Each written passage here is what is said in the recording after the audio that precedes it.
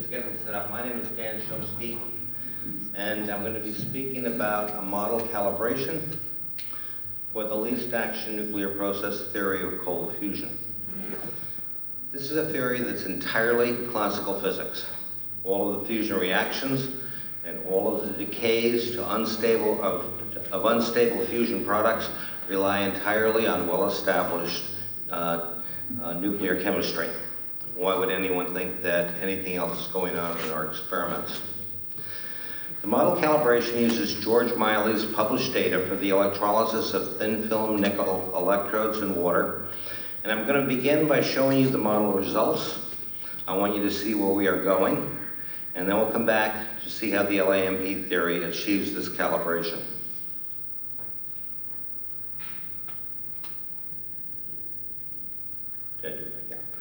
Some definitions. A theory is a collection of ideas and equations that explain a physical system. A model, on the other hand, represents that theory in a form that can be used to predict outcome. It uses numeric values for all of the unknowns, and it presents a calculation procedure that predicts outcome. The model calibration is a procedure where I test the model's ability to predict outcome against experimental data. I'll be using Miley's data. It can provide numeric scores, and it will in this case. And when I'm talking about classical physics here, I'm talking about well-established physical principles. Some of them are sometimes misunderstood, but they are all very solid. The nuclear chemistry we're talking about uses the known transmutation pathways. This is all very, this is classical physics. It's not there's no magic here. How do I do this? Miley's experiment. He used the electrolysis of thin film nickel electrodes. There were 6 impurities in his electrode. It was an experiment in water, loading times of about an hour and a duration of about 2 weeks. This is the model output. Let's go and take a look at the upper, at the left-hand side are all of the possible nuclear reactions that can occur given Miley's initial electrode. And on the right-hand side, I'm calculating the energy components, including the excess heat. And finally, over on the far right side here, these are the isotopes that result from these reactions, and I'm testing them against Miley's data, and in this case, very favorably. When I say all of the possible nuclear reactions, I'm taking 1 or 2 at a time, all of the isotopes in Miley's electrode, those are the nickel electrodes, nickel isotopes, and all of the impurity isotopes. I'm combining them 1 to 1 or one at a time to 1 to 4 neutrons, and I'm running a set of calculations. I calculate the fusion energy for the system, and I arrange all of these reactions. There's 1,262 reactions that are possible in Miley's electrode. I arrange them all according to increasing fusion requirement. What this is this is going to be the order in which they occur in Miley's electrode as the electrode energy increases. Let's just go through one of them. Vanadium 51, iron 54, plus 3 neutrons gives me indium 108. And that decays by beta decay to cadmium 108. These are well-known decay pathways. And then there's some theoretical possibilities. Can we remove this stuff at the very top? Okay. There's some theoretical possibilities. In the isotope tables, there are places where they talk about rare beta-beta decays that might have half-lives in the order of 10 to 17th, 10 to the 20th years. And also spontaneous fission that's theoretically possible. I've gone through and I've checked the reactions that are referenced in these tables, and yes, they are all theoretically possible, but they don't occur in nature, but they are required in the LAMP calculation. With regard to the energy balance, the first column shows the consumption or the production being positive numbers of heat required for the fusion reactions. They're plus and negative and minus, and in the final throws they cancel out. But what is important here are the decay processes, the LAMP decay, the rare decay, and the spontaneous fission reactions. All of them yield positive heat, and in this one particular case, we're talking about a contribution of about 2.69 watts to the excess heat contribution in our heat profile in Miley's experiment. The chromium, I'm showing here that this reaction results in chromium-54, and yes, both of those are in Miley's electrode. But what I want you to see is, take a look at all of this nitrogen. There's a lot of nitrogen being produced in this electrode. And this is a recycle. I call it nickel recycle. Miley estimated that about 66% of all of the reactions that were taking place in his reactor were recycle reactions. In other words, they were reactions that produced something that was already in the electrode. The LAMP model does a very good job of producing exactly that same number. There are also new isotopes, and these first 20 reactions that you see here, we have cobalt-59 and manganese-55 appearing in the first two reactions in Miley's electrode, and they recur several times down this low-energy tabulation that I've shown here. Remember, there's 1,262 of these reactions. This is the model calibration, and I've been doing modeling work for 50 years, and I've never had a model that performed as well as this one does. I'm plotting percent match to Miley's data for all 1,262 reaction steps. What you see is at about 47 MeV, the calibration deteriorates rapidly because Miley never measured anything out here, but the model is still making predictions of isotopes beyond the end of his experiment. There are a few outliers. Germanium-70 occurs 5 times. It's probably a problem with a Sims error, where it was really a germanium-70 signal being swallowed by a zinc-70 signal, which was very strong. I've done sensitivity analysis on the model to see how changing parameters affects the final, affects the calibration. And here I've taken either rare decay or spontaneous fission, and you can see that the calibration deteriorates significantly. If I take neither rare decay nor fission, it decays even further. And if I use protons rather than neutrons, I get a graph that's very similar to the upper graph. So the conditions that I'm using in this model produce very good results. And what this is showing is the model is absolutely deterministic. I'll come back to that in a moment. There are a couple footnotes here. The reactions that these very unlikely reactions having very long half-lives and the theoretically possible spontaneous fission reactions don't occur in nature, but the LAMP theory requires that they are there for the calibration to match Miley's data. The reason, or the principal reason for this accelerated timescale is what I call the radiation temperature, and it seems to be affecting the radioactive decay rate. There's an opportunity for a lot of research there. Secondly, this is a very preliminary model. I'm only taking 1 or 2 nuclei and combining them with 1 to 4 neutrons. The model says that I can take 1, 2, 3, 4, 5, as many nuclei as I want, combine them with 1 to 4 neutrons, and produce results. In this case, I've taken silica-28, a very common metallurgical impurity.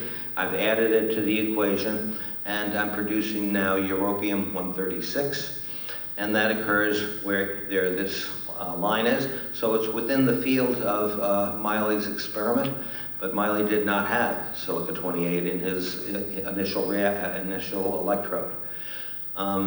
What I'm trying to show you is that this is still a partial model. It takes an enormous effort to take it to the next step, and I haven't done that. We've seen this graph several times during this presentation, or during this conference.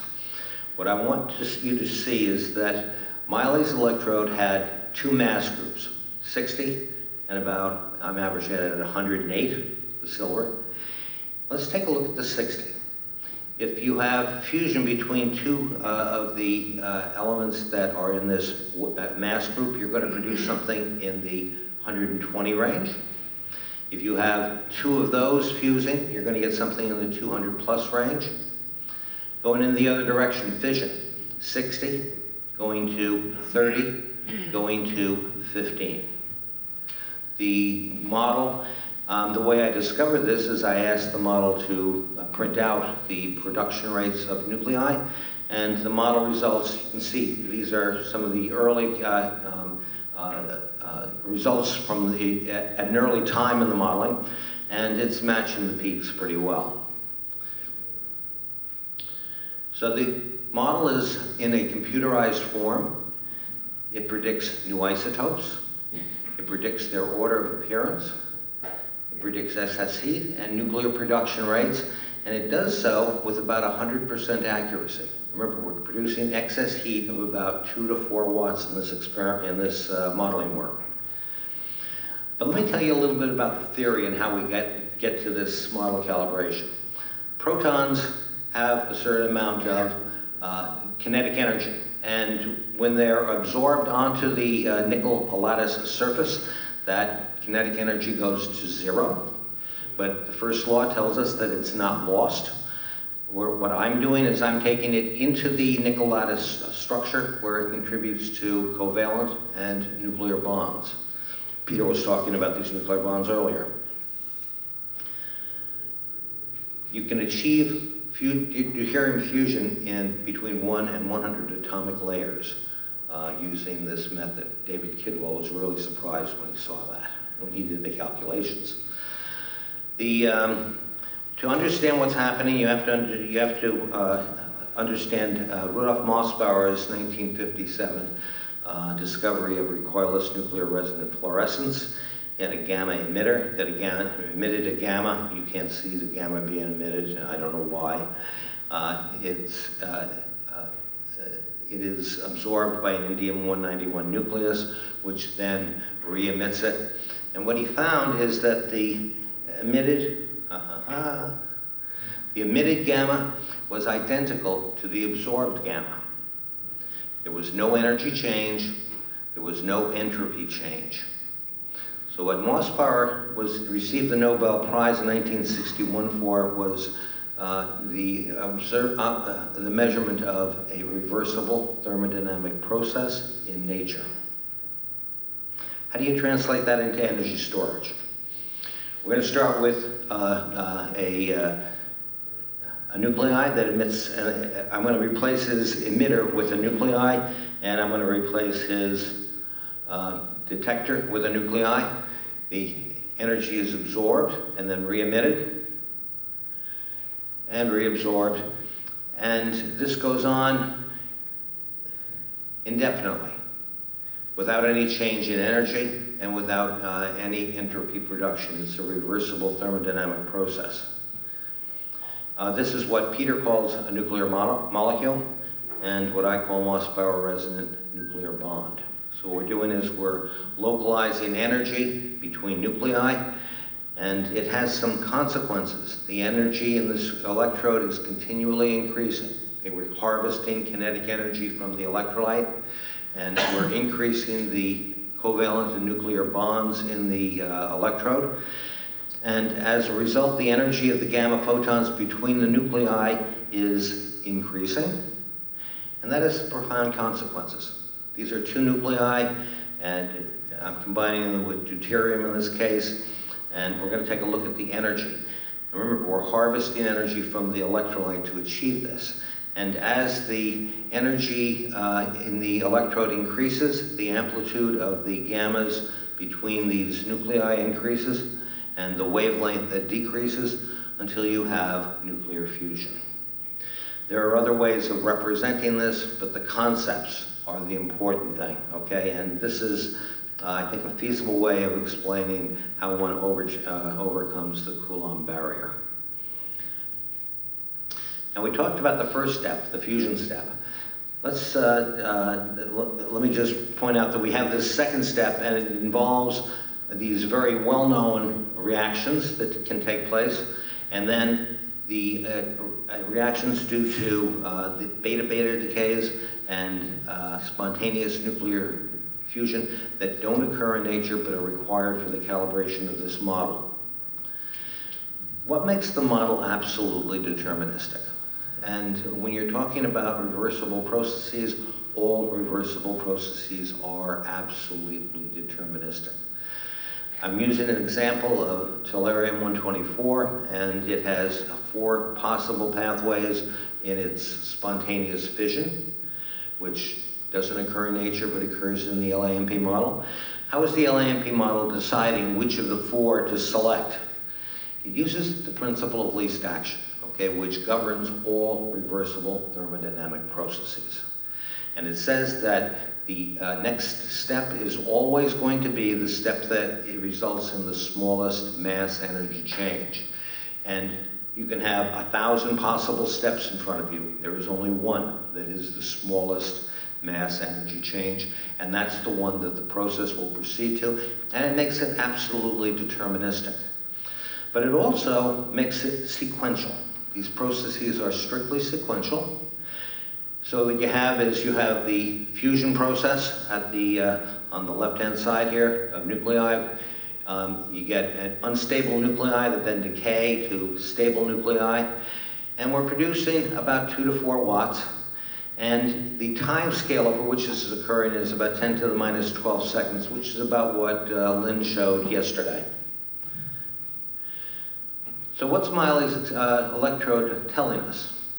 He has 1,000 nickel-coated plastic beads in his electrode. It produces 2 to 4 watts in 13 days. A lot of you are doing experiments that produce 2 to 4 watts in whatever time period you're looking at.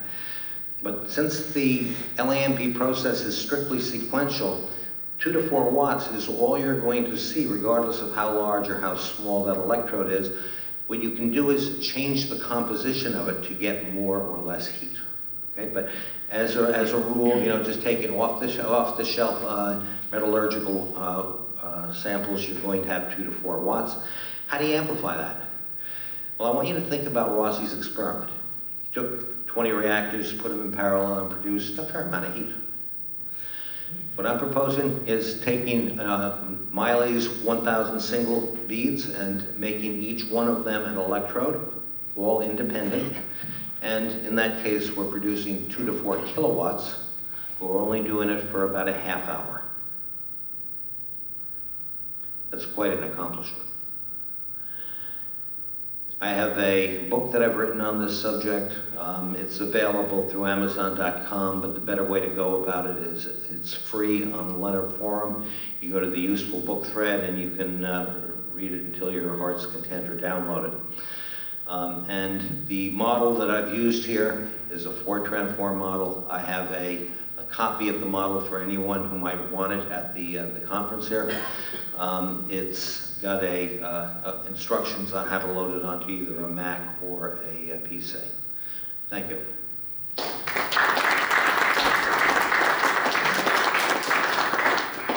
Thank you very much for the presentation. My pleasure entirely. Question? So maybe somebody else could ask the first question. Nobody wants? Okay, so first point, I don't understand how you calculate the probability for fusion processes in your model. How I calculate the fusion energy? No, the energy is very Yeah. easy because we know the Q values. Yeah. But the problem is what is the probability of some processes you have calculated? Because, it depends. The final results. Depends on the energy in the electrode, which is continually increasing. As it increases to the point, threshold for a new reaction, that reaction takes place. No, I am speaking about nuclear processes, about fusion. So if you discuss different fusion processes, reactions you presented, they have different probabilities to take place, So how you calculated this probability? Because I understand that you assume that the energy is accumulated within the nuclei to overcome the Coulomb barrier. I understand, okay? But nevertheless, there are different probabilities for different fusion. I understand what you're saying. I'm in a reversible thermodynamic environment in this electrode. And in that condition, the things that are operative, and Max Planck goes through this in quite some detail in his 1909 lectures. The initial state and the final state are the only operative states. What happens in between is happening, but it's resulting in this without any, you're taking out all the time constants, and as it turns out, gamma, its final state is heat, and it's going directly to heat. Even if you have thermodynamical balance, you have a kind of chemical potential. In the chemical potential, there are some cross-sections, probability for some processes, and they are different. Even you have no problem with the Coulomb barrier. I have some doubts about it, okay? I agree with you. But with that, you have different probabilities for different processes. Yeah. That's the first point, because, the size of nuclei are different. Even you have no quantum mechanics, no wavelengths, everything. The cross-section classically depends on the fusion nuclei. Okay, so it doesn't play into this model. The reason it doesn't play in is because all the reversible thermodynamic processes, as Planck describes it, only includes initial and a final state. The fact that you have different cross-sections, effective cross-sections, the fact that you have different half-lives doesn't even come into the process. We're talking about an entirely different kind of thermodynamics here. Okay, the next question was, you propose a kind of accumulation energy process to accumulate the energy, to overcome the Coulomb barrier. Yeah. The energy should be very high. Yes. Because the Coulomb barriers in heavy systems are also very high. Yeah. So there are many mega electronvolts finally that are needed. And you said something about Mersbauer effect. About? Mersbauer. Mossbauer, yes. Mersbauer. It is a completely different situation, because in the case of Mersbauer, the recoil energy, kinetic energy of the nuclei is something between district levels of the phonons. So it is not possible to give the recoil energy of the because of gamma emission, recoil energy of nuclei to the lattice, because there are district states, and therefore quantum you have no possibility to give this energy further. Yeah. In the case you have very high energy, mega electronvolts, there is no problem to give the energy to the lattice. Yeah. Okay, so this kind of accumulation process is extremely improbable, in my opinion. Yeah, I'm open to modifying the this part of the model or any other part of the model appropriately. But I believe that the energy, the quantity of energy that we're talking about here, does exist between these nuclei at this time, and it's producing, stable and unstable products. And the third point, have you compared the abundances of different elements you have calculated or were measured in the experiment to the non-abundances of the isotopes elements in the solar system?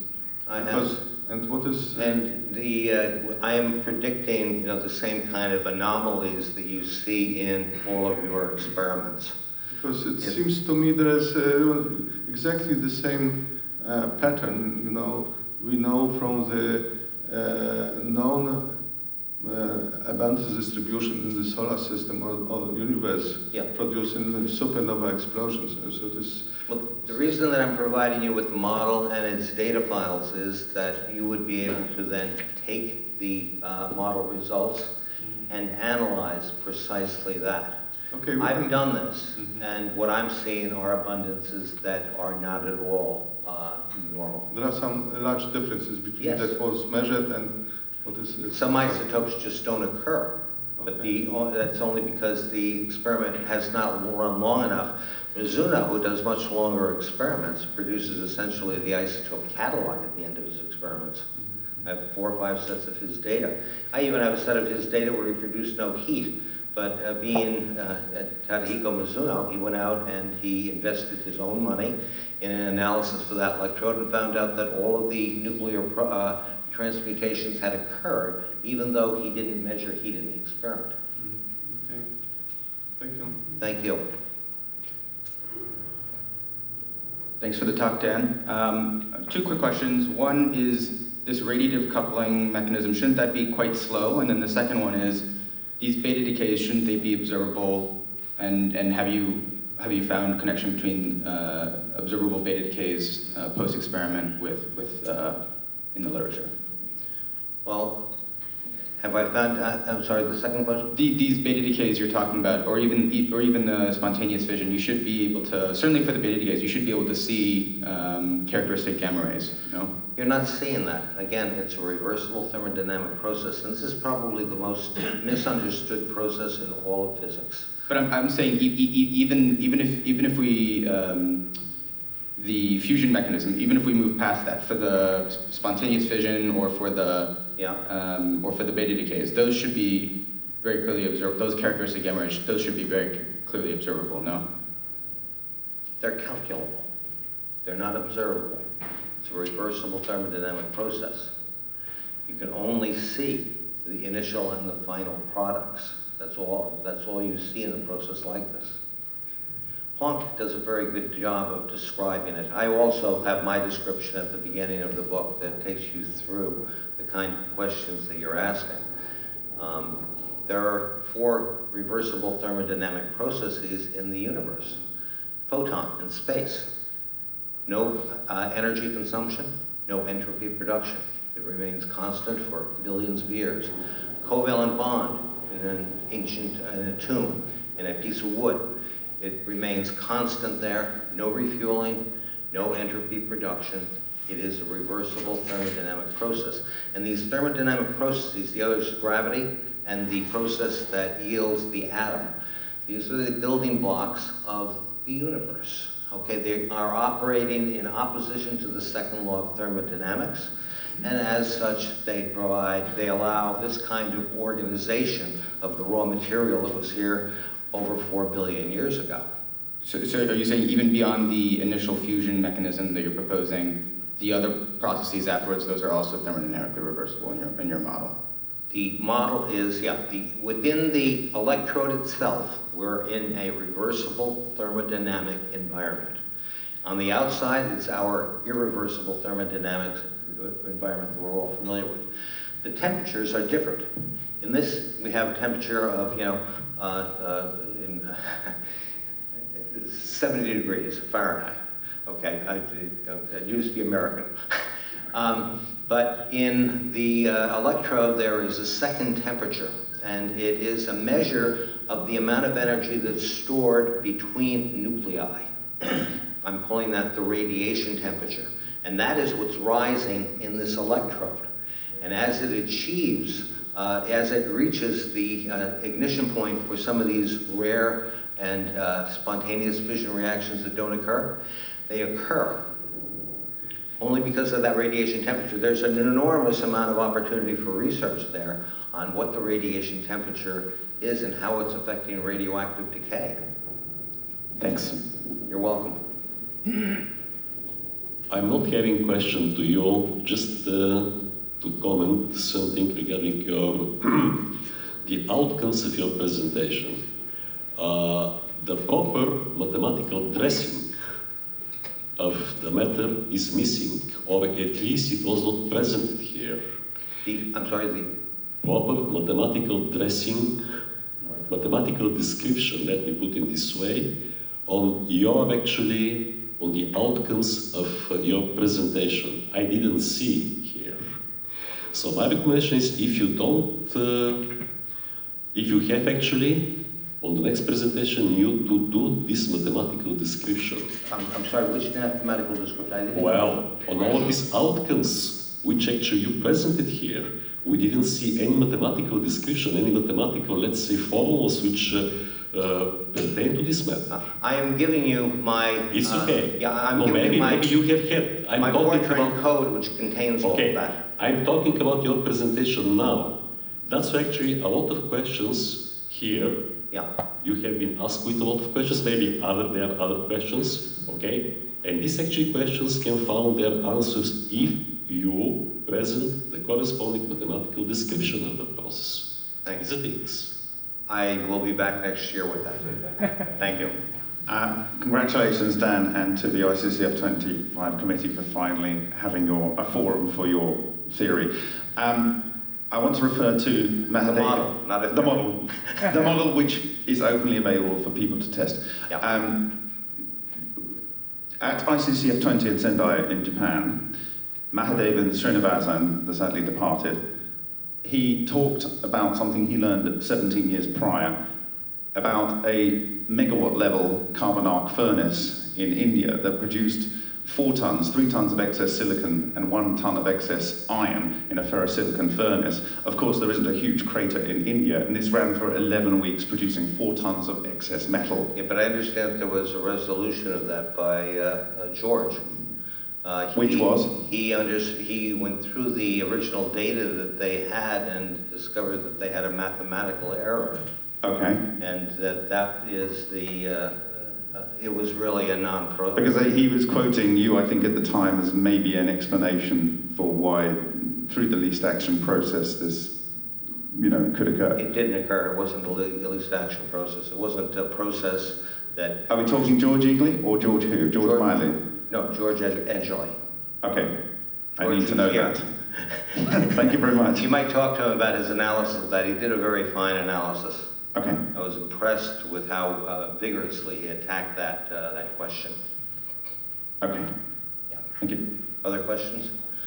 I'm happy to answer any other questions that you have, and if anyone wants a copy of the model, it's all very interactive. It will stop after it does Miley's initial calibration and ask you for commands, and you might tell it to eliminate delete nickel, vanadium, chromium, and you can start adding what you want, palladium and boron, oxygen, whatever. And it's going to go through the least action process. This is not it's described in the book in quite some detail. Thank you.